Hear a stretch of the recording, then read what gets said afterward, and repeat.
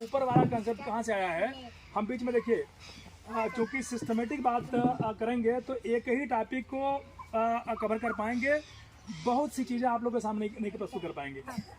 तो जहाँ समझ में नहीं आया वहाँ आप पूछ भी सकते हैं। हम एक एक टॉपिक को थोड़ा थोड़ा कवर करके ढेर सारी बातें बताने वाले हैं।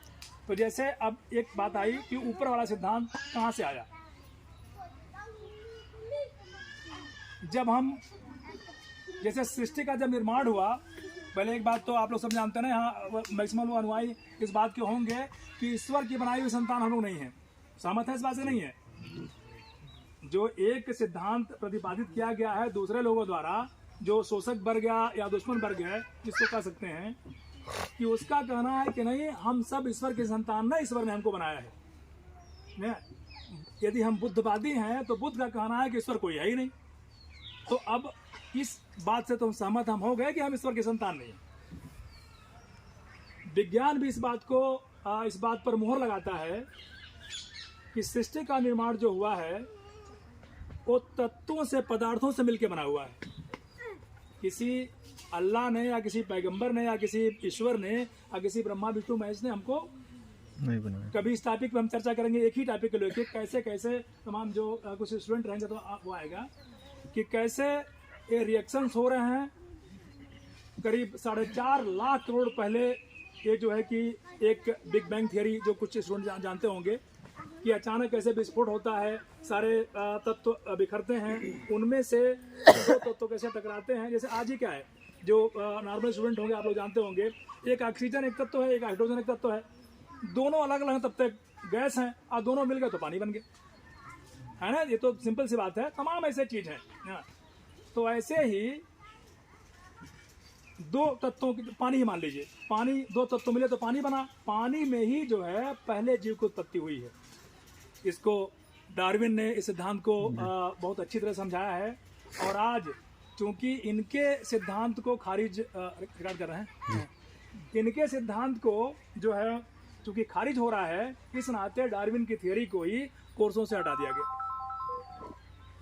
असली चीज आप जान न पाए और पुनः ये लोग इस साजिश के तहत आपको पीछे ढकेलने का प्रयास कर रहे हैं कि हम जो कह रहे हैं, जो मनगढ़ंत कहानियां हम बता रहे हैं, आप वहीं सिमट कर रहिए। इसके लिए दबाव भी पड़ रहा है, कई जगह बड़ा प्रेशर भी डाल रहे हैं, मारपीट भी हो रही है।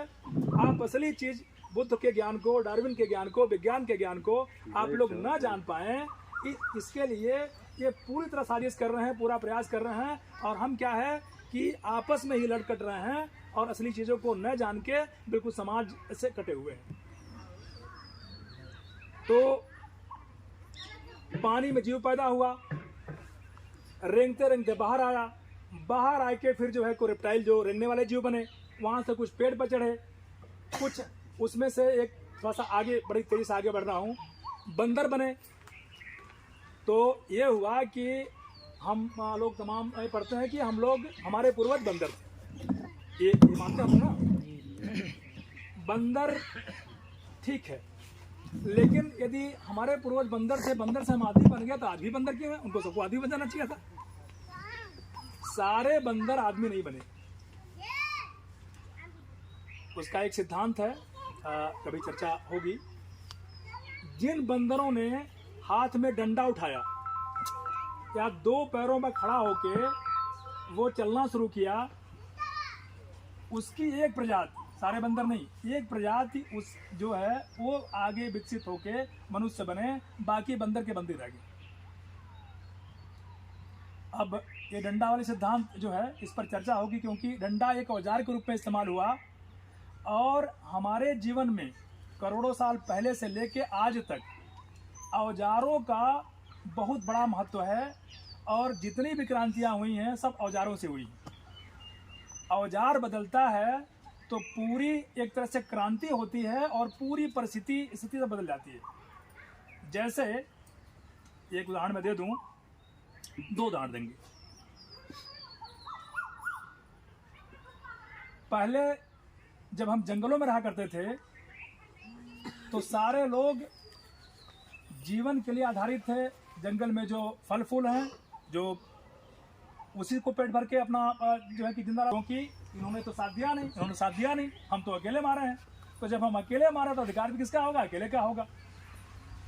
ऐसे करके अब देखिए औजारों का कितना बड़ा महत्व है, कितनी बड़ी जीवन। यहीं से क्या हो रहा है कि जो सामूहिक जीवन हमारा था, सब मिलजुल के करते थे, अब क्या है कि निजी जीवन शुरू हो रहा है।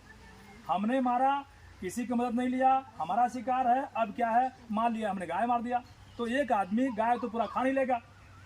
तो वहाँ से क्या होगा कि 4 आदमी मान लिए बीमार हैं या किसी और परेशानी में है, कुछ महिलाएं हैं बेचारे अशक्त हैं, नहीं कर पाए हैं, तो उसने बुलाया, कहाँ भटक रहे हो, हमारे पास आओ, ये मार के रखा ना, ये खाओ।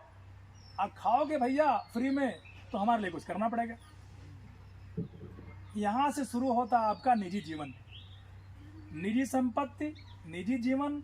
और कुछ यहीं से जो है प्रथा होता है, पहले महिलाओं का अपना कोई एक व्यक्ति उनका स्वामी नहीं होता था, यहीं से शुरू होता है। चूँकि ये धनुष का रोल है कि वहाँ फिर एक व्यक्ति की एक जो है कि एक महिला से जो है कि उनके पारिवारिक संबंध होते हैं।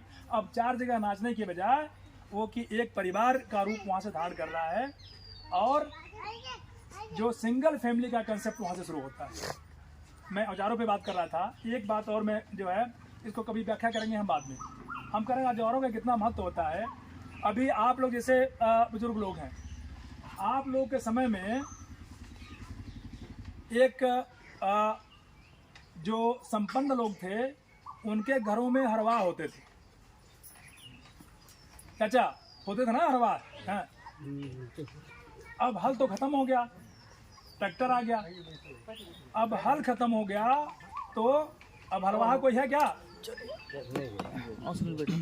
हल खत्म होने के साथ साथ हरवाह भी खत्म। तो ये ध्यान भटक रहा है आप लोगों का। जहाँ बोर हो गया वहाँ टॉपिक मैं चेंज कर दूंगा। मैं तो एक